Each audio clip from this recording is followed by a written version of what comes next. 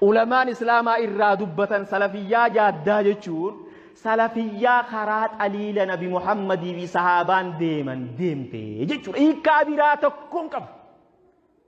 as'alukum su'aal yaa mubtadi'iin mee gaafii takkaan isinii dhiyeessa yaa warra bid'aa ka akkanuma lallabdu yoo rabbi salafiyyaa jaaddaa buqqaasuu siin ijjeesse buqqaas yoo rabbi si dhiise du dhiira meeqaat amantii islaamaan hin buqqaasa jee dadhabe salafiyyaan jaaddaan amantii nabi Muhammad xaliilaa jechuudha. kana ulamaan islaamaa warri amantii asiin gee ka itti hiikan ka ati asis zamana kana baaftee kanumatti ilaata godhattee tanum yaa akhi khabiira afaan duraa maraate yeroo maadirakii qabatee sammaa harka kaayan ka kana malee hin beeyin khabiira afaan duraa maraate jira du subhaanallah hin buqqaaftanii akkanumatti du mee gaafiin isin gaafadha lallabaan oolinaa izaa lam taku warri salafiyyaa inkaaru warri salafiyyaa jaaddaa buqqaasu mee gaafiin isin gaafadha naanu salafiyyuun ummanni islaamaa salafiyyoota warra gara nabi Muhammadii fi gara sahaabaa deemu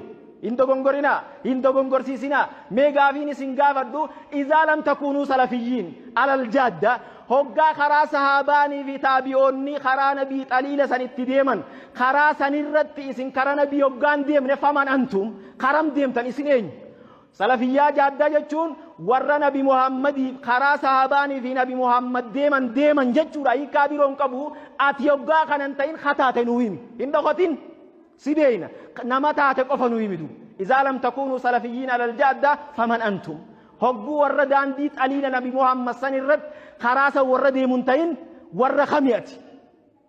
خانق أف هواس الدباس إندوغن قرين إندوغن قرسي سندو جو ور خرا أوغا ربين نبي محمد كان سنرد خرا نبي محمد ديمو هنتين خود تخاتو سيغي سانواس شودا خود تخا إنجروسون إفيمي مي دربي إفيمي مي ديمي نانو سلفية على الجادة متيت مرمتمي نمتها تقف إفهمياتي السلفية جادة جتون إسلام كله خرا صحابة نبي محمد ديمن جتون إيجا كان مرمته وان تاتقف نويمي بالله عليك غافي كان ديبي سايت تقولي دون